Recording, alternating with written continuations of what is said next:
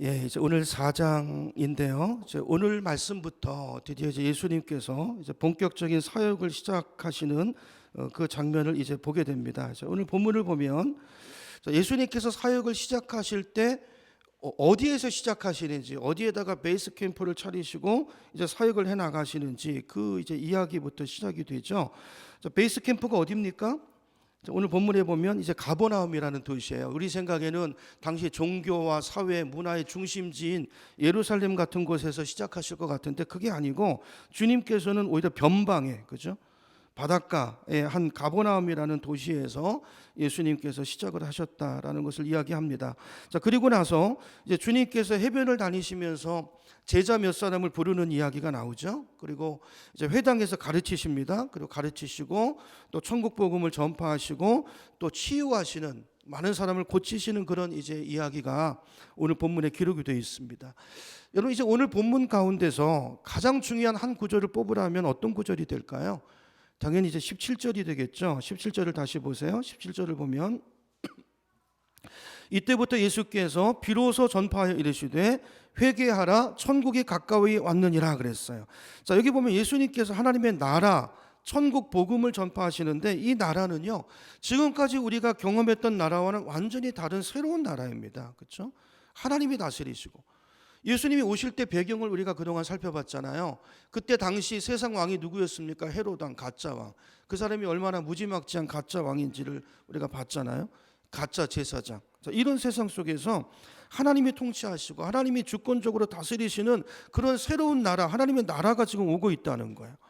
그런 나라가 오고 있는데 행여라도 그 길목을 가로막고 방해하거나 또는 관심을 딴 데다 두고 엉뚱한 짓 하지 말고 그 나라를 적극적으로 받아들이라는 예수님의 선포예요. 선포. 그러면서 그 나라를 받아들이기 위해서, 그 새로운 나라를 맞이하기 위한 우리 성도의 마땅한 준비가 뭘까? 그게 회개라는 것입니다. 회개. 그래서 세례 요한이 오셔서 예수님이 오실 그 길을, 회개의 세례를 먼저 전파하지 않았습니까? 오늘 주님이 그걸 다시 강조하세요. 회개가 있어야 된다는 것입니다. 우리가 회개하는 마음으로 하나님의 나라를 맞아야 되는데, 그러면 회개가 무엇입니까? 회개가 뭐죠? 우리가 회개라는 것을 뭐 후회하고 막 울고 불고 하는 것, 그걸 회개라고 생각하는데 그게 아니고, 진짜 회개는요, 돌이키는 거예요. 돌이키는 거. 울고 불고 하는 거로 끝나고 내 삶이 그대로 있으면 그건 회개가 아닙니다. 아무것도 아니고요. 회개의 진정한 의미는 방향전환이에요. 방향전환. 이제까지 살던 어떤 방향으로부터 돌이켜서 이제 새로운 방식으로 다가오는 하나님의 나라를 맞이할 준비를 하는 것, 삶의 방향, 자세를 바꾸는 것, 이걸 이제 성경은 회개라고 이야기하는 것입니다. 그래서 오늘 본문을 우리가 이런 관점으로 읽으면서, 그렇다면 이제 하나님의 나라가 오늘 본문의 관점에서 오고 있는데, 이 나라가 우리에게도 오고 있어요.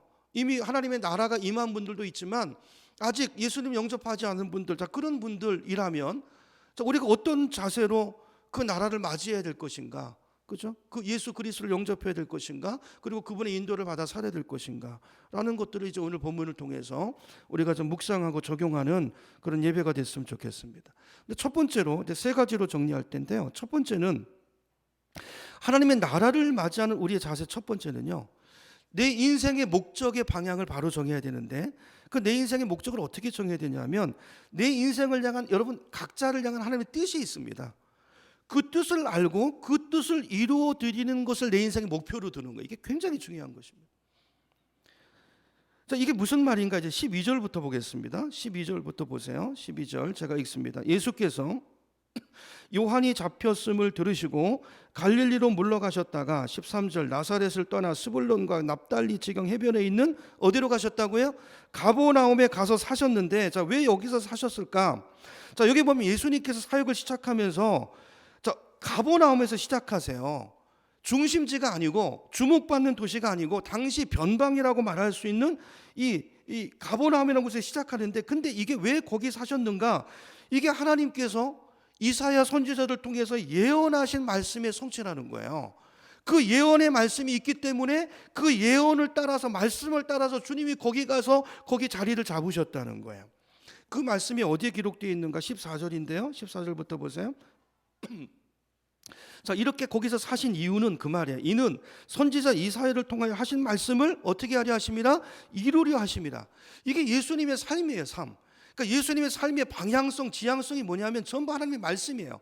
누구를 향한? 아니 주님을 향한. 구약에 보면 메시아가 오실 것이고 그가 왜 와야 되고 그의 사역이 어떠해야 되고 그의 죽음은 어떠해야 되고 그 예수 그리스도에 대한 모든 예언의 말씀이 구약에 기록이 되어 있는데 주님은 그 말씀을 철저히 그 말씀을 따라가는 그 말씀을 성취해가는 인생이었다는 거예요.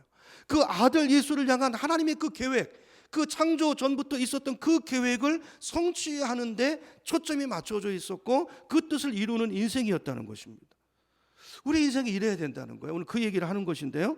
그 말씀도 보죠. 15절부터 스불론 땅과 납달리 땅과 요단강 저편 해변길과 이방의 갈릴리여 흑암에 앉은 백성이 큰 빛을 보았고 큰 빛은 예수 그리스도예요. 거기서 예수 그리스도 빛이 비칠 거라는 거예요. 보았고 사망의 땅과 그늘에 앉은 자들에게 빛이 그러니까 예수께서 거기 가실 거라는 이 말씀. 근데 이 구절이 어디 기록되어 있어요? 이걸 기록한 이사야 선지자는 예수님께서 태어나시기 700년 전에 살았던 선지자예요. 그 선지자가 예언했던 성경 말씀인데 이사야서에 가면 진짜 이 말씀이 있어요. 어디 있습니까? 이사야서 9장 1절부터 기록이 되어 있어요. 자, 이 말씀을 예수 메시아 하나님이 보내실 메시아가 오시는데 어디서 그 빛이 비추고 어디서 사역을 하실 것인가를 쭉 이야기를 하다가 이사야가요. 그 결론 부분인 6절에 가면 어떤 얘기를 하냐면 이런 얘기를 해요. 6절을 보겠습니다. 스크린 보세요. 제가 읽을게요. 보라 이는 근데 원문은 보라 한 아기가 우리에게 낳고 자, 이 예언이 성취되기 위해서 한 아이가 왔고 한 아들을 우리에게 주신 바 되었는데 그는 그의 어깨에는 정사를 메었고 그 이름은 기묘자라 모사라. 이번 주간에 이제 성탄절이 있는데요. 주일학교는 오늘 보니까 벌써 찬양이 성탄절 분위기던데 저희는 좀 늦습니다. 성탄절 예배 때 하고요. 여기 예수님에 대한 얘기죠. 전능하신 하나님이라 영존하시는 아버지라 평강의 왕이라 누구 얘기를 하는 거예요? 예수님 얘기를 하는 거예요. 근데 이 예수의 빛이 어디로 비친다고요? 납달리 땅과 스불란 땅에서 시작한다는 거예요. 그 땅이 어디입니까? 오늘 본문에 나오는 갈릴리 주변 지역을 말하는 거예요. 자, 그래서 예수님께서 이 납달리 해변에 있는 가버나움이라는 곳에 정착한 것은 바로 이 예언이 누구를 향한 예언이에요? 나를 향한 예언을 성취하기 위해서라는 거예요. 굉장히 중요하죠. 근데 이 말씀을 보면서 여러분은 어떻게 느끼실지 모르겠지만 저는 이런 말씀 보면서 한 가지 의문이 들었어요. 그게 뭐냐 하면 물론 예수님이 메시아시기 때문에 구약에 나오는 예언을 하나씩 성취해 가시는 것은 그래야 되고 틀림없는 일인데 근데 어떨 때 보면요. 꼭 당신이 당신의 일생을 그 예언에 짜 맞추어 가시는 것 같다는 느낌이 들 때가 많아요. 여러분 그런 생각 안 해보셨나요? 예수님의 그 복음서의 사역을 따라가다 보면 저만 그런가요? 예를 들어 보면요. 예수님께서 나중에 이제 예루살렘 성에 입성하시는 장면이 나오잖아요. 그때 뭘 타고 가시죠? 뭐 타고 가세요? 나귀 타고 가잖아요. 말 안 타고 나귀 타고 가세요. 그 왜 나귀를 타시죠? 거기를 읽어보시면요. 나귀를 타야 될 특별한 이유가 없어요. 한 가지 이유가 있다면 뭐죠? 성경에 그렇게 예언되어 있기 때문이에요. 그 메시아가 나귀를 타고 입성할 것이라는 그 예언의 성취로 내가 바로 그 메시아다라는 것을 이야기하기 위해서 보여주기 위해서 그 예언의 성취로서 주님께서 나귀를 어디 가서 가져와라 뭐 그런 말씀들이 있잖아요. 그렇죠? 그 나귀를 타세요. 그럼 뭘 말하는 것입니까? 그러니까 이런 말씀 구조를 보면요. 이건 예언이 성취되었다기보다는 예수님이 그 말씀을 구약을 정통하게 아시잖아요. 자기에 대한 예언의 말씀을 다 아시는데 그 예언이 성취되었다라는 의미보다는 주님께서 그 말씀에 자기의 인생을 맞춰가고 있다는 느낌이 들지 않습니까? 그 얘기를 하는 거예요. 제가 오늘 본문도 똑같아요. 이 부분도 주님께서 이 이사야 9장의 말씀을 아시잖아요. 그걸 성취하기 위해서 그쪽에 가서 정착하시는 거예요. 그러니까 예수님 말씀이 이런 인생이라는 거예요. 자, 그런데 제가 짜맞춘다는 표현을 했는데 그거는 인간적인 관점이고요. 이쪽에서 보는 단견이고요. 성경을 전체적으로 보면 그게 아니고 하나님의 계획에 대한 예수님의 전적인 순종의 표현이에요. 그게. 여러분 예수님의 생애를 한번 보세요. 여러분 예수님의 생애, 예수님의 성품을 우리가 한마디로 뭐라고 정의할 수 있을까요? 여러분 예수님은 어떤 분이시죠? 예수님 하면 떠오르는 단어가 뭡니까? 예수님은 순종의 사람이셨어요. 순종. 예수님은 한마디로 말하면 그분은 순종하시는 분이었다고요. 내 마음이 겸손하고 온유하니 그 결론이 뭡니까? 순종이에요. 순종. 그 예수님이 그 순종의 그 아들이었다는 걸 보여주는 그 대표적인 성경 구절이 이제 빌립보서 2장 6절인데요.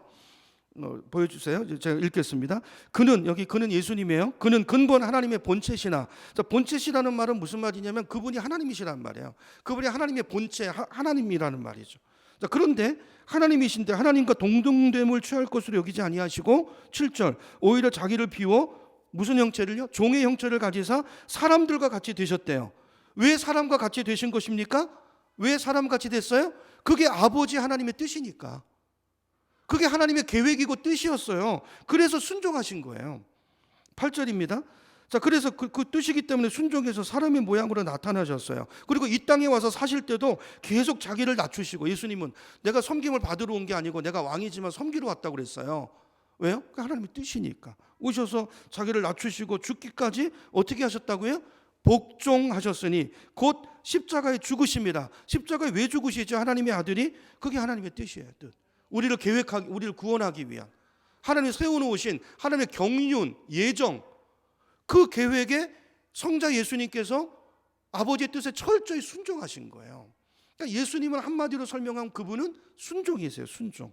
예수님의 삶은 탄생부터 시작해서 탄생도 순종해서 오셨고, 사람이 돼서 오셨고, 살아가는 모든 과정도 지금 오늘 아까 그 말씀 드렸죠. 계속 그 예언에 따라서 철저하게 말씀을 따라가는 순종의 삶이었고, 어디까지 순종하셨다고요? 십자가에 죽으시기까지 순종하셨다는 거예요.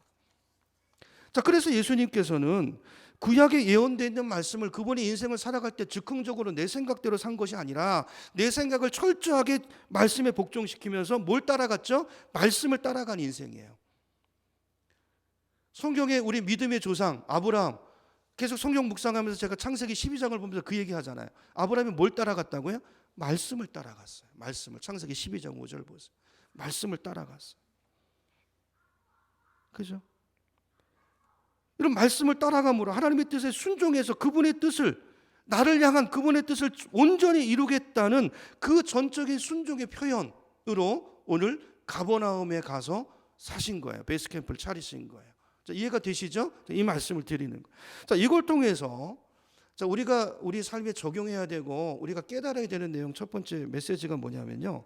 자, 예수님은 이 땅에 둘째 아담으로 오셨다는 말씀을 드렸죠. 제가 예수님의 세례와 예수님 시험 받으시는 것을 이야기하면서 예수님 우리 입장에 서서 우리의 대표자로 그 시험을 이겨내심으로 예수 안에서 우리도 이기는 자로 부르시는 거라는 얘기를 드렸잖아요. 둘째 아담. 그러므로 자, 우리가 하나님의 나라를 경험하는 자로 살고 승리자로 살기 위해서 우리도 어떻게 살아야 되죠? 우리 본이 되신 예수님을 따라 살아야 되는데, 예수님처럼 살아야 되는데, 자, 그러면 어떻게 사는 것이 예수님처럼 사는 것입니까? 어떻게 사는 거죠? 말씀을 따라 사는 거예요. 말씀을 따라 사시는 거예요. 여러분을 향한 하나님의 말씀. 그러니까 성경 묵상이 필요한 거예요. 오늘 나에게 주시는 말씀, 그 말씀을 따라가시기 바랍니다. 내 계획이 아니고 그 음성을 들으시고 날마다 매일매일 이 말씀을 따라가는 그 삶. 우리도 오늘 예수님처럼 인생의 목적을 거기 두시기를 축복합니다. 내 인생 가운데 와 있는 하나님의 뜻을 온전히 이루어드리기 위해서 늘 말씀을 찾고 하나님 앞에 기도하고, 그리고 내가 발견한 그 인생의 목적, 나를 향한 주님의 그 뜻을 이루는 것에 내 인생의 목적을 두겠습니다. 자, 여기서부터 시작해야 된다는 거예요. 이제까지는 내가 내 계획과 내 생각대로 내가 원하는 대로 살아왔다면 지금부터는 그게 아니고 내 인생을 향한 뭐가 있어요? 하나님의 계획이 있어요. 뜻이 있다는 걸 인정하고 그 뜻을 이루어드리기 위해서 살겠다, 이렇게 딱 마음을 잡수시고 방향을 그렇게 정하시고, 자, 그러면 우리가 가장 먼저 해야 될 게 뭐죠? 그게 그죠? 그 뜻을 알려고 하는 이 마음의 소원이 있어야 되죠. 하나님, 내가 누굽니까? 여러분, 사람이 왜 인생이 공허한 줄 아세요? 내가 누군지 몰라서 그래요. 내가 누군지 몰라. 내가 무엇을 하면서 살아야 되는지. 인생이 분명한 목적과 비전이 없기 때문에 그래요. 그럼 이런 삶을 살려면 첫째, 이걸 알고 싶은 마음에 소원이 있으셔야 돼요. 여러분, 소원이 있으셔야 됩니다.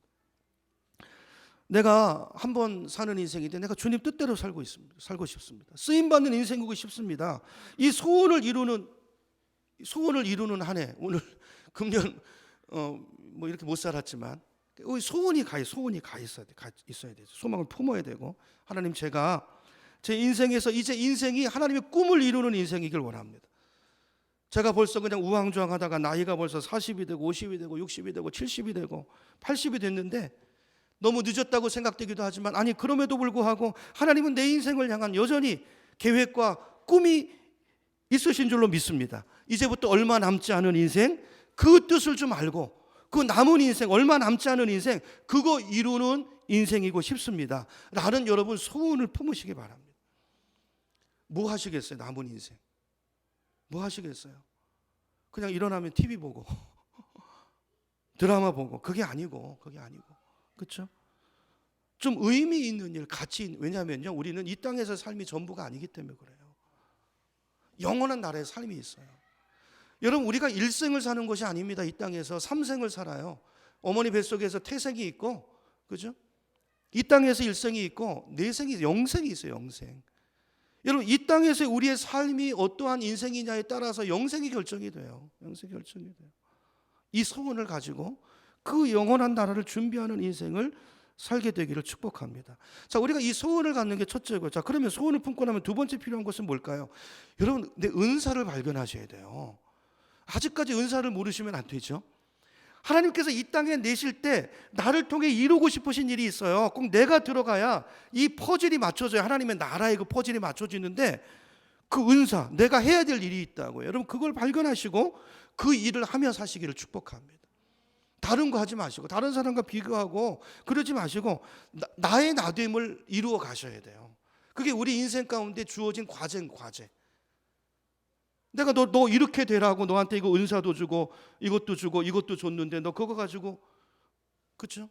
그 모습을, 그 형상을 이루어 가야 되죠. 그러므로 여러분, 내가 가장 잘할 수 있는 거, 내가 가장 잘할 수 있고, 또 내가 그거 하면서 가장 기쁘고 가장 보람을 느낄 수 있고, 그러면서 하나님 나라에 유익이 되는 그 일이 뭘까, 그걸 여러분 발견하려고 애쓰시고, 그죠?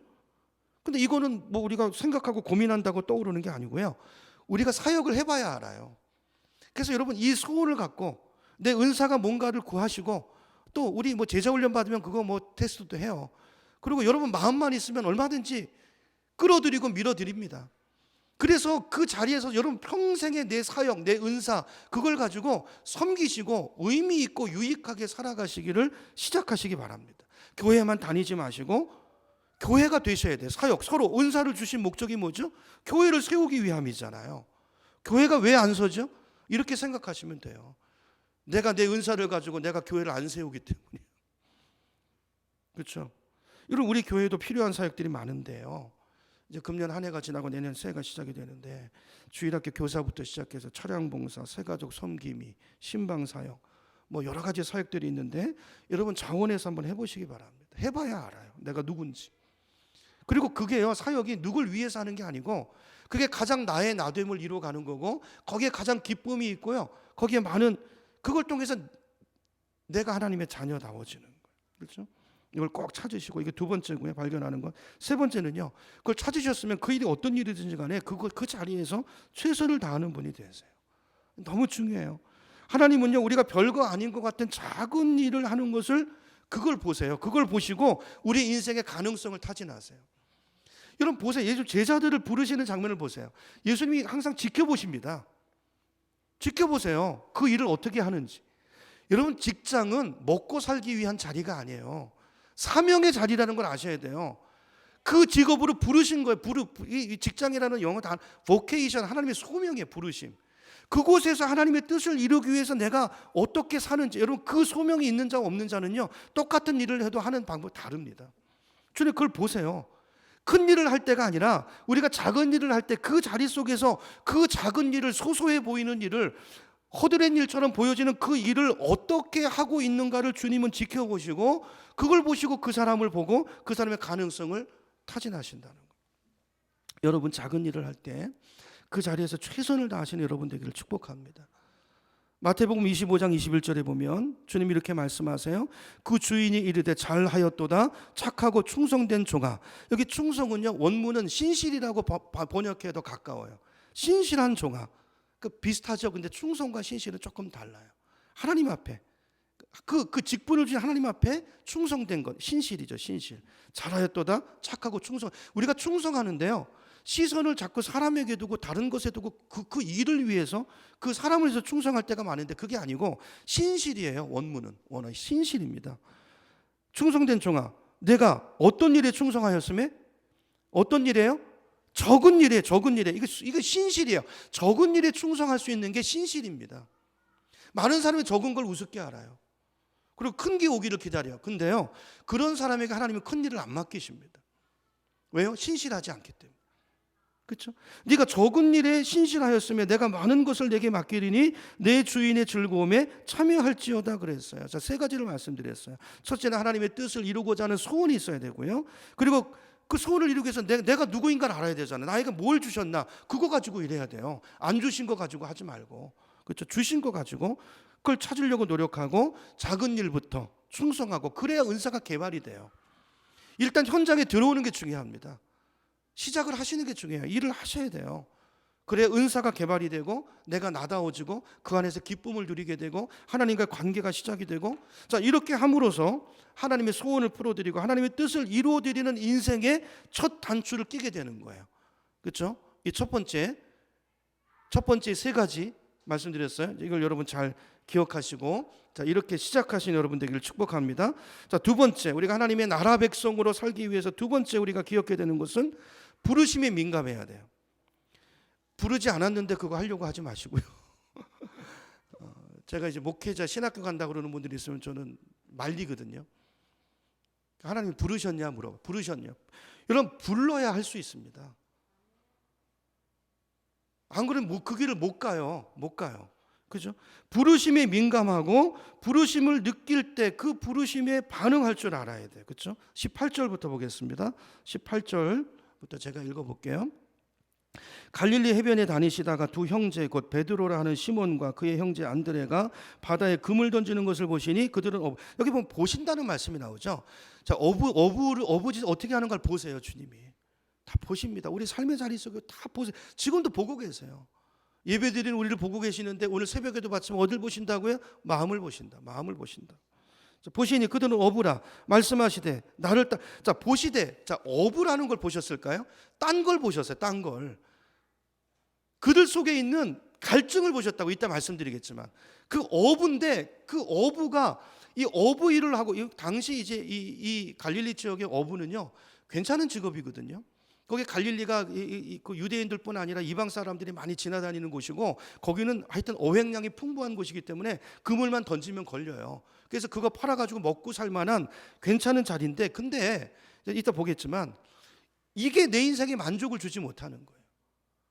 왜냐하면 이 사람들의 부르심은 어부가 아니에요. 고기 잡는 어부가 아니고 사람 낚는 어부라고 이따 주님 말씀하시지만, 그렇죠? 그 속에 있는, 그러니까 나의 나됨을 이루어가지 못하는 데서 오는 이 공허함, 여러분 마음속에 그게 있습니까? 그 공허함, 그걸 가지고 있는, 그걸 보신 거예요. 어부가 아닌데 어부 노릇하고 있는, 그래서 내면이 공허한 그 인생을 보신 거예요. 19절입니다. 말씀하시되 나를 따라오라. 내가 너희를 사람 낚는 어부가 되게 하리라. 네가 누구인가를 말씀하시잖아요. 그렇죠? 오시니 20절 어떻게 하죠? 그들이 곧 그물을 버려두고 예수를 따르니라. 21절 거기서 더 가시다가 다른 두 형제 세베대 아들 야고보와 그의 형제 요한이 그의 아버지 세베대와 함께 배에서 그물 깁는 것을 보시고 부르시니 그들이 곧 배와 아버지를 버려두고 예수를 따르니라. 자, 여기 보면 쓰임 받는 사람들의 특징이 있습니다. 여러분, 이 5구절을 읽었는데 여기서 마태가 반복해서 강조하는 단어가 뭐라고 생각하세요? 곧이라는 단어예요. 곧. 이런 부르심을 입었을 때 그물을 깃고 있다가 늘 내면에 갈증이 있었어요. 내가 누구인가를 찾고 있었어요. 내 소명이 뭔가, 나는 무엇을 위해서 이 땅에 존재하는가. 어부를 하면서도 먹고 살만하지만 그게 내 인생에 만족을 주지 못하고 여전히 내 영혼이 텅 비어있는 공허한 그 인생 가운데서 그 갈증을 가지고 구도자의 마음을 살고 있는 그 어부를 찾아오셔서 주님 부르시는 거예요. 자, 그물을 깃고 있다가 부르시니까 어떻게 합니까? 즉시 떠나요. 배를 버려두고 심지어는 아버지까지 버려두고 바로 따라갔다는 것을 마태가 기록하고 있어요. 자, 여러분, 마태가 이 곧이라는 단어를 강조하는 이유가 뭐냐면요, 이게 왜 이 사람들에게서 딱 들어왔냐면요, 왜냐면 자기도 그랬거든요. 모든 사람이 동일합니다. 자기도 그랬거든요. 마태복음 9장으로 가보겠습니다. 뒤로 조금 더 가보시죠. 조금 넘겨보시면 마태복음 9장 9절로 가보세요.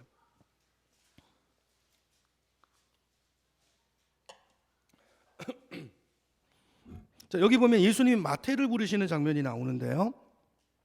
구절을 제가 읽습니다. 예수께서 그곳을 떠나 지나가시다가 예수님은요, 보세요. 뭘 보냐면 우리 내면에 그 갈급함, 갈증, 그걸 보세요. 마음의 소원, 이걸 보신다고요. 그렇죠? 자, 지나가시다가 마태래 하는 사람이 세관에 앉아 있는 것을 어떻게 하시고요? 보시고 마태가 세관에 앉아 있는데 여러분 아시죠? 그 당시 세리가 얼마나 돈을 긁어 모으는지. 그렇죠? 얼마나 돈을 긁어 모으고 근데요, 돈을 그렇게 벌고 있지만 그 속에서 인생이 공허한 마태를 보고 있는 거예요. 세관에 앉아 있지만 행복하지 않은, 내 인생이 이게 아닌데 내가 누굴까? 나는 무엇을 위해 살아야 될까? 그 인생의 목적을 알지 못하고 방황하고 있는 그 마태를 보신 거예요. 보시고 이르시되 어떻게 알아? 나를 따르라. 똑같죠? 성경을 보면 동일합니다. 그랬더니 마태가 어떻게 하죠? 바로 그 자리에서 일어나 주님을 따라가요. 이게 공통점이에요. 공통점. 베드로도 그랬고 요한 형제도 그랬고 마태도 그랬고 모든 사람들이 다 즉시 따라갔어요. 어떻게 이럴 수 있죠? 말씀드린 것처럼 괜찮은 직업이에요. 다 세상적으로 보면. 여러분 다 자식들이 이런 자리에 가기 원하지 않습니까? 돈 버는 자리에 가기 원하지 않으세요? 안정되게 살길 원하지 않으세요? 그렇게 살고 있다고요. 자, 근데 그럼 왜 어떻게 이럴 수 있을까요? 물론 예수님께서 어떤 하나님의 아들이시니까 어떤 거부할 수 없는 영적인 카리스마가 있고 어떤 영적인 위엄이 있었기 때문에 여러분 성경을 그렇게 읽으시면 안 돼요. 예수님 완전한 사람이셨어요. 어떻게 그 부르심에 생업을 내려놓고 갈 수 있었을까? 궁금하지 않습니까? 근데 요한복음이 이거에 대한 힌트를 주고 있어요. 제가 어떤 근거로 그 마음의 갈급함이 있었다고 말씀드리는가? 요한복음으로 가서 보겠습니다. 요한복음 1장으로 가보죠.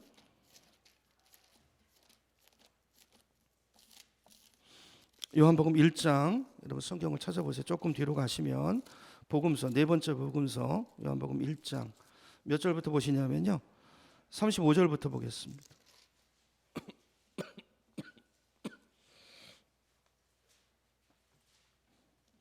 여기 보면 계속 보고라는 단어가 나와요. 보고. 35절부터 제가 읽어볼게요. 또 이튿날 요한이, 여기 나오는 요한은 누구죠? 세례 요한입니까? 사도 요한입니까? 세례 요한입니다. 세례 요한이 자기 제자 중 두 사람과 함께 있다가, 여기 두 사람은 베드로 형제 안드레와 사도 요한이에요. 그 두 제자와 함께 섰다가 36절, 예수께서 건의심을 보고 말하되 보라 하나님의 어린 양이로다, 봐라 저가 메시아다, 그 말이죠. 두 제자가 그 말을 듣고 어떻게 했어요? 예수를 따라가요. 그러니까 이걸 보면 알 수 있죠. 이들의 갈증이 뭐였는지. 자, 어부였지만 한편으로 이들이 구도자의 마음을 가지고 하나님의 나라를 기다리는 그 하나님 나라에 대한 열망이 있었다는 걸 알 수 있죠. 그래서 세례 요한의 제자로, 어부이면서 제자인 거예요. 이해가 되시죠? 그렇죠? 그러니까 지금 두 형제, 두 그룹, 네 명이 오늘 마태복음 4장 본문에서 부름을 받는데 그 두 그룹 중에서 한 명씩, 형제 중에서 한 명씩 지금 이때 예수님을 만났다는 걸 알 수 있어요. 그렇죠? 그러니까 그때 마태복음 4장에서 처음 만난 게 아니라 그 전에 둘 중에 하나씩 예수를 만났다고요. 그죠? 38절로 가보세요. 예수께서 돌이켜 그 따르는 것을, 누가 따른다고요? 지금 누가 따르고 있어요? 안드레와 요한이. 그죠? 요한이 자기를 따르는 것을 보시고 물으십니다. 무엇을 구하느냐? 그래서 무엇을 구하느냐? 무엇을 구하느냐가 뭐죠? 지금 이들이 뭘 찾고 있는 거예요. 구도자 찾고 있는 것입니다. 내가 누구인가를 찾고 있고 내가 어떻게 살아야 되는지 찾고 있고요. 무엇을 구하느냐? 이르되 랍비여 어디 계십니까? 어디 묵고 계십니까? 그러니까 예수님께서 뭐라고 그러세요? 와서 보라. 그러므로 그들이 가서 계신 데를 보고 그날 함께 거하니, 몇 시쯤 됐다고요? 10시쯤, 우리 시간으로 오후 4시입니다. 오후 4시. 자, 이 말씀을 보면 이제 우리가 상상이 가죠. 이제 이 그림이 그려지잖아요. 자, 갈릴리에서 어부 노릇을 하면서 그런 대로 편안한 삶을 누리고 있던 그 형제들 중에서 어느 날 갑자기 자기 삶의 회의를 느껴요. 채워지지 않는 인생의 어떤 갈증을 느껴요. 이 공허함을 느껴요. 그냥 물고기를 잡으면서 나름대로 안정된 삶을 살고 있지만 근데 그게 그 인생의 의미가 되지 않아요. 그냥 이렇게 살다 죽는 것이 이게 인생의 다인가? 내 인생은 이렇게 그냥 고기 잡으면서 다람쥐 쳇바퀴 돌듯이 그냥 먹고 팔고 먹고 싸고 그러다가 인생이 끝나는 것인가? 내 인생은 뭐지? 나는 누구지? 이제 이런 갈급함이 있었던 거예요. 그 갈급함이 예수님을 찾아 나서게 만들었고 세례 요한을 만나게 만들었고 그 갈급함을 주님께서 보셨기 때문에 세관에 앉아 있는 마태, 그 내면에 있는 그 갈증을 보셨고, 그물을 깃고 있는 그 어부들의 그 내면의 갈증을 보셨기 때문에 그들을 보자마자 물어보세요. 무엇을 구하느냐? 무엇을 찾고 있느냐? 이리 와 보라. 인생의 답이 어디에 있다? 여기 있다. 나에게 있다. 내가 메시아다. 내가 예수 그리스도다. 보라, 그리스도가 아니냐? 이들이 가서 안드레가 그 예수, 자기가 찾던 그 인생의 답 예수 그리스도를 발견하고 그 형제에게 가서 와보라고 전하잖아요. 그렇죠? 여러분, 모든 하나님의 부르심은 모든 인생에 동일합니다. 이런 식으로 찾아와요. 우리 인생 가운데 뭔가 채워지지 않는, 뭔가 알 수 없는 어떤 것에 딱 부딪혀서 그 한계를 느끼고 갈증을 느낄 때, 그때 하나님의 부르심이 옵니다. 여기 여러분, 예수 믿는 대부분의 분들이 그래요. 저희 가정이 그렇게 예수 믿었어요. 저희 어머님의 질병 때문에. 아브라함이 그랬잖아요. 아브라함이 세 가지 고통이 있었잖아요. 동생이 죽고, 그 문명의 첨단 중심에 살면서 동생이 죽고, 아내가 자식을 못 낳고, 하나님에서 갈등하는 그 혼돈한 그 가운데 하나님의 말씀이 임하고, 그 말씀의 인생, 즉시 말씀의 인생 따르잖아요. 그 갈증 가운데. 저도 그랬어요. 저도 교회를 다니는 것과 하나님의 부르심을 받고 그 부르심을 따라 인생을 나서는, 그 인생을 시작하는 것은 전혀 다른 이야기입니다. 저는 예수 잘 믿는 줄 알았어요. 한국에 큰 교회 다니면서. 잘 살려고 계획을 가지고 미국 이민 갔습니다. 그런 갈증 속에서 아버님의 죽음이 굉장히 충격이었어요. 저는 일평생 미워했던 그 아버지를 마지막 넉 달 폐암 말기 선고를 내리시더니 그때 예수님을 영접하게 하시고, 그 마지막 4개월의 삶은 놀라운 삶이었어요. 예수님 영접하고 그 안에 있는 죄를 다 걷어가시고, 마지막 그 하나님의 그 아버님의 그 돌아가신 시신을 보면서 제가 한없이 울었습니다. 아버지를 미워하고 마지막까지 사랑하지 못했고 증오하고 미워했던, 죽이고 싶어 했던 그 아버지를 사랑하셔서 마지막에 복음을 영접하게 하시고 그를 천국으로 인도하시는 그 아버지, 충격을 받았어. 제 형님의 죽음, 배다른 형님의 죽음, 친구의 죽음, 전에 한번 말씀드렸죠. 그 젊은 친구의 죽음, 그 유망했던, 거기서 오는 허무와 뭔가 새롭게 변화해서 새로운 인생을 찾아가려는 그 이민 생활에서의 그 좌절과 갈등, 그 허무. 내가 왜 살고 있지? 인생이 뭐지? 우리 인생에 이런 갈등이 있을 때, 의문이 있을 때, 그때 하나님이 우리를 찾아오세요. 중요한 것은 그것이 하나님의 부르심이라는 것을 인식하고 그걸 붙들 수 있는 영적인 민감성인 것입니다. 여러분, 우리가 그런 한계에 부딪혔을 때, 그때 하나님이 나에게 가까이 와 있다는 걸 알고 하나님의 부르심이 올 때 그때 거부하지 않고 외면하지 않고 그분을 향해서 몸을 돌리고 그분의 손을 잡는 것, 이게 하나님을 맞이하는 자의 자세예요. 천국에 가까웠느니라 회개하라. 이 회개가 이걸 말하는 것입니다. 이런 영혼들에게 하나님의 나라가 막 임하기 시작해요. 주님이 이 말씀 보세요. 오늘 다시 가보세요. 4장으로. 다시 마태복음 4장의 이 흐름을, 이런 성경을 이렇게 제가 설명하는 이유가 있어요. 이 설명을 가지시고 여러분이 제 해석을 가지고 성경을 읽으시라는 거예요. 그리고 여러분에게 주시는 메시지를 받으시라는 거예요. 그렇죠? 그걸 모르면 제가 말한 것밖에 모르잖아요. 그게 아니고, 자, 보면 17절로 가보세요. 이때부터 예수께서, 이때가 언제입니까? 그 전에 있었던 일들을 기억하셔야 돼요. 지금 강해설교의 중요성이 여기 있어요. 자, 세례 받으시고 시험 받으시고 이런 과정들이 있잖아요. 그러고 나서 이때부터 비로소 준비가 됐어요. 회개하라, 천국에 가까이 왔느니라. 자, 누가 회개하는 자인가를 보시라고요. 자, 가서 말씀이 임하잖아요. 그런 사람을 보시고 찾아내세요.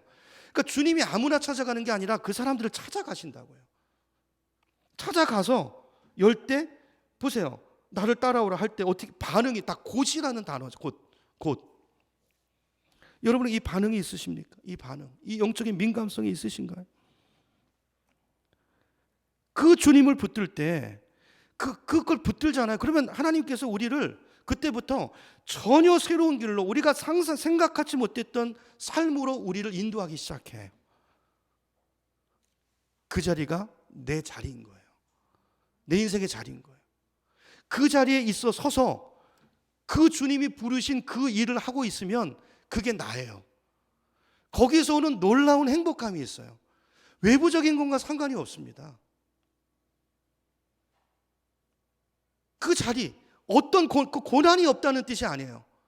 고난이 있고 심지어 죽을지라도 그 자리에 서 있는 그 하나님과 깊은 관계 속에서, 연계 속에서 내가 누구인가를 알고 그 사명의 자리를 감당하고 있는 그 자에게 오는 그 행복감, 만족감, 저는 이걸 주기를 원하시는 거예요. 이게 나예요. 여러분, 그 부르심에, 그 말씀에 여러분의 인생을 걸면 아브라함처럼 말씀을 따라가기 시작하고 오늘 복음서에 나오는 이 제자들처럼 곧 주님을 따라가기 시작하면 그때부터 주님께서 내 삶을 책임지시고 인도하시는데요, 내 인생을 만지세요. 준비돼서 가는 사람 없습니다. 순종해서 가면 그 과정 속에서 주님께서 내 인생을 만지세요. 나를 치료하시고. 여러분, 부르셨다고 바로 쓰지 않습니다. 하나님 다 고치셔서 만지셔서 쓰세요. 그 걱정하지 마세요. 그 여러분이 왜 걱정하세요? 걱정하지 마시고 내가 할 일은 순종해, 순종. 주님이 하세요. 주님이 나를 치유하시고. 보세요, 내 인생에 의미를 부여하시고. 성경이 똑같습니다. 네가 누구인지를 말하세요. 너는 누구다. 그리고 내가 너를 너되게 할 것이다. 너는 나를 따르라. 그렇죠? 그렇게 하시고 우리를 바꿔가시고 새로운 방향으로 걷게 하시고 우리가 한 번도 상상해보지 않았던 그런 길을 걷게 만드세요. 저도 마찬가지였어요. 저는 2003년 미국에 갔는데 2003년도에 저는 그때 제가 목회할 거라고는 꿈에도 생각하지 못했어요. 더더군다나 영천이 저는 진짜 어디 있는지도 몰랐어요. 제가 여기 와서 있을 거라고는 제가 꿈도 못 꿨어요. 오는 과정이 쉽지 않았는데요, 하나님의 인도를 따라왔어요. 저는 분명한 간증이 있습니다. 그 부산, 여기 오게 된 부산의 그 간증도 있고요. 한 번도 걸어가 보지 않은 길이지만 하나님이 이끄시는 길은요, 참 신기한 게 그 길이 인간적인 형통함이 있다는 뜻이 아니에요. 그게 아니고 고난이 있고 어려움이 있고 그렇지만 그 길 속에서 알 수 없는 평안이 있어요. 힘들지만 후회가 없어요. 여러분, 주님이 이끄시는 길은 아무리 힘들어도 후회가 없습니다. 아니, 내가 이 길을 왜 가지? 라든지, 내가 그때 그러지 않았으면. 제가 우리 교회 제가 조금만 제가 우리 교회 오려고 할 때 다 말렸어요. 주변에서. 목사님 도대체 왜 그러십니까? 다 말렸어요. 조금 있으면 저기서 청빙이 올 겁니다. 부르심이 없었다면, 부르심을 따라 안 왔다면 후회하겠죠. 그때 좀 있으면 그 교회로 갔을 텐데. 이런 생각이 전혀 안 들어요, 여러분. 전혀 안 들어요. 이게 주님이 주시는 그 길을 가는 자에게 오는 놀라운 평강이고 축복입니다. 하나님이 함께하는 삶은요, 우리는 많은 경우에 갈등하잖아요. 이리로 갈까 저리로 갈까. 그러면 근데 그런 갈등이 없다고요. 이걸 어떻게 해야 되나에 대한 갈등인 거죠. 그렇죠? 그러니까 하나님이 함께하는 삶은 언제 돌아봐도 나에게 가장 그 길이 최선이고 그 길이 나에게 가장 좋은 길이었고 그 길이 나를 가장 행복하게 만드시기 위한 주님의 인도하심 가운데 있는 길이라는 그 분명한 확신이 있어요. 왜요? 하나님을 만난 자에게는 그 하나님을 향한 신뢰가 있기 때문에. 물론 그 과정에서 어려움이 있을 수 있어요. 어려움이 없는 게 아니죠. 근데 어떤 믿음이 있냐면 분명히 하나님의 부르심은 여기서 끝나는 게 아닐 거라는 생각이 있어요. 지금 내가 서 있는 모습이, 이 모습이 하나님의 부르심의 마지막이 아니라는 거죠. 중요한 것은 이 자리에서 최선을 다하는 거예요. 나에게 은사를 주시고 그 일을 가지고 최선을 다하는 거예요. 그러면 하나님은 어떤 식으로든지 제가 알지 못했던 또 다른 새로운 길로 인도하실 거예요. 제가 만약에 하나님의 부르심을 거부하거나 그 부르심을 외면하지만 않는다면 말이죠, 그 주님에게 열려 있다면 말이죠, 그러면 늘 그 인도를 받으면서 걸어가는 날마다 새로운, 그죠? 그 최선의 가장 행복의 그 인생을 우리가 걷게 될 줄로 믿습니다. 그러므로 이 길에 들어선 사람은요, 다른 사람과 나를 비교할 필요도 없어요. 그렇죠? 다른 사람 눈치를 볼 필요도 없어요. 왜요? 나의 주인이 하나님이시니까. 그분이 나를 이곳에 세우셨으니까. 그분이 나를 가장 맞는 곳으로, 가장 나를 아시는 그분이, 그렇죠? 이곳에 세우셨으니까.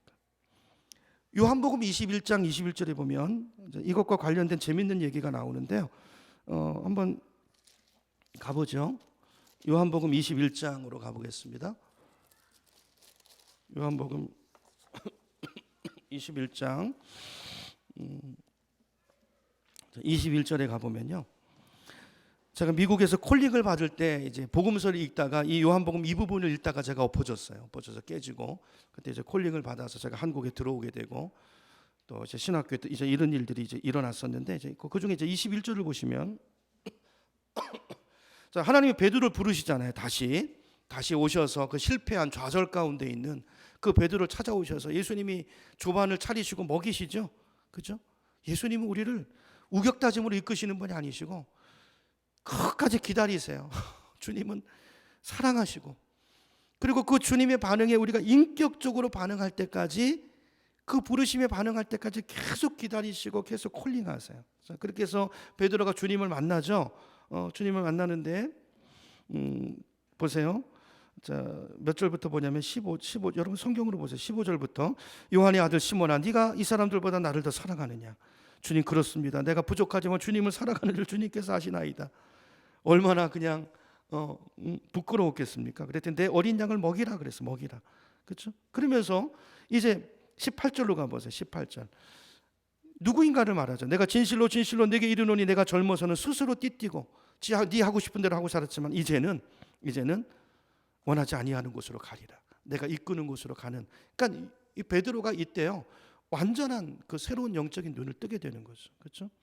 자, 그러고 나서 나를 따르라. 19절에 가보세요. 주님께서 다시 콜링을 하시죠. 재콜링을 하시고 베드로의 사명, 그가 이루어야 될 사명, 사역을 말씀하시고 재콜링을 하시죠.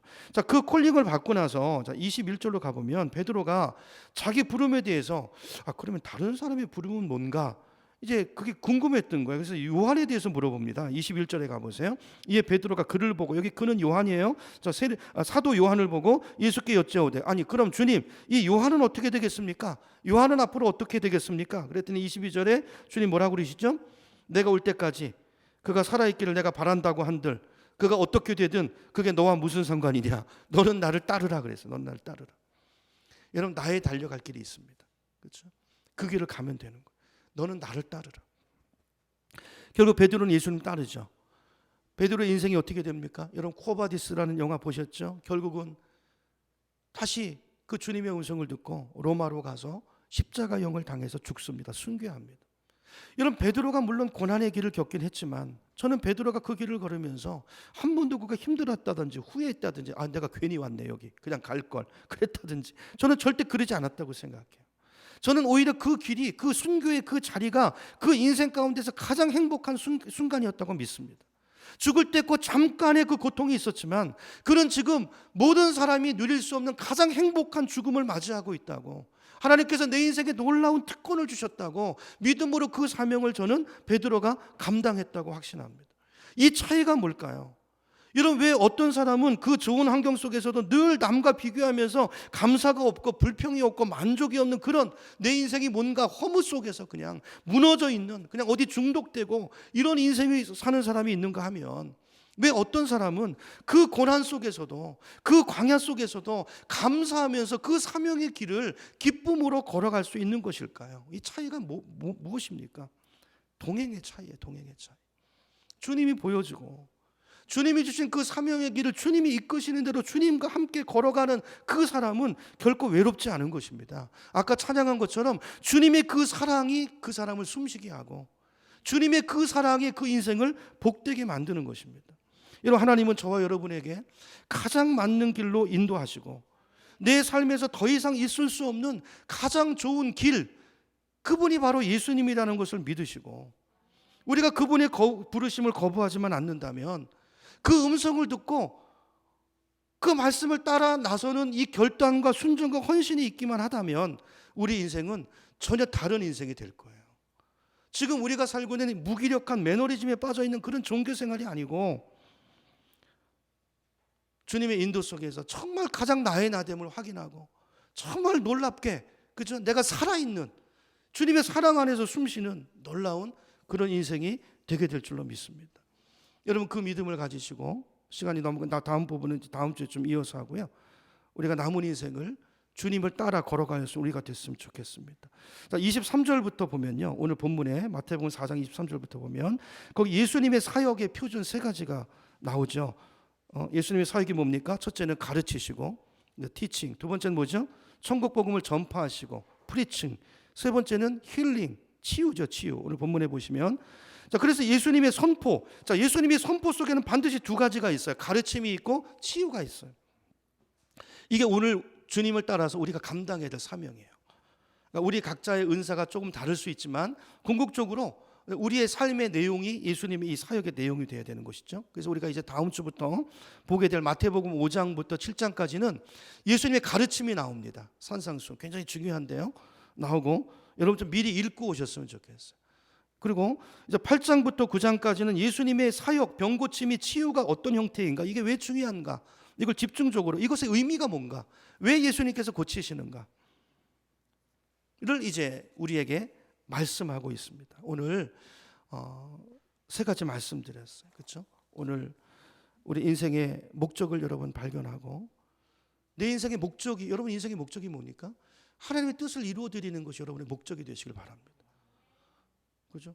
무슨 어디 직장에 무슨 부장이 되고 그럼 그 다음에 뭐 하실 건데요? 그러니까 하나님의 뜻, 내 인생을 향한 하나님의 뜻. 그리고 우리 가정에 또 가장이시고 아버지고 어머니시잖아요. 나에게 가정을 주신 자녀들을 향한 그 애들을 나한테 맡겨주신 것은 나를 통해서 이루고자 하는, 그 아이들의 인생에 이루고자 하는 하나님의 뜻이 있을 거 아니에요. 그걸 해야 되죠. 그렇죠? 그걸 목적을 두겠다 생각하시고 거기에 대한 준비된 삶을 살아가시는 거예요. 그걸 살기 위해서 내 은사는 뭔가, 그걸 발견하고 그리고 그걸 위해서 들어가서 작은 일에 충성하시고, 이게 있으셔야 되고요. 여러분 꼭 지나가지 마시고, 여러분 내년에 이거 생각하시고 뭐 한 가지씩 하세요. 그렇죠? 그렇게 하시기 바라고, 두 번째는 부르심에 민감하셔야 돼요. 부르심에 항상 하나님의 음성에 민감하셔야 되고, 주님께서 말씀하실 때 즉각 순종하세요. 곧 따라가세요. 그게요, 나를 위한 거예요. 여러분 정말이에요. 그게 정말 여러분을 위한 것입니다. 근데 많은 사람이 너무나 그 음성에 둔감하고 들으려고도 안 하고, 들어도 순종이 없고, 그러니까 오늘 새벽에 말씀 받죠. 교회는 다니는데 부끄러운 인생을 살아요. 순종이 없어서 그래. 세 번째, 하나님께서 주신 능력을 믿고 우리가 예수님의 사역 우리도 할 수 있어요. 이 일을 우리 일을 통해서 하시기 위해서 성령이 우리 안에 오셨다고. 이것도 내가 하는 거 아니에요. 나를 드리는 것입니다. 그러므로 이제 다음 주에 좀 구체적으로 보겠지만, 여러분 옆에서 누가 아픈 사람이 있으면 예수님의 이름으로 하는 거예요. 내 능력이 아니고 주님의 능력인데, 내 안에 와 계신 성령의 능력인데, 그분이 나를 통해서 하세요.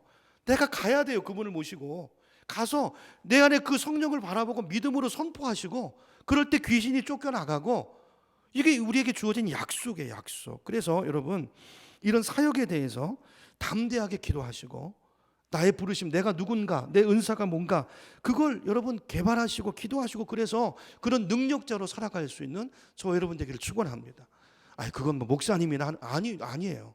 제가 아니라고 말씀드리잖아요. 계속 저는 여러분이 그 사역을 할 수 있도록 여러분을 온전하게 해드리는 역할이 목사의 역할이고, 여러분이 하시는 겁니다. 여러분의 삶의 자리 속에서. 그죠?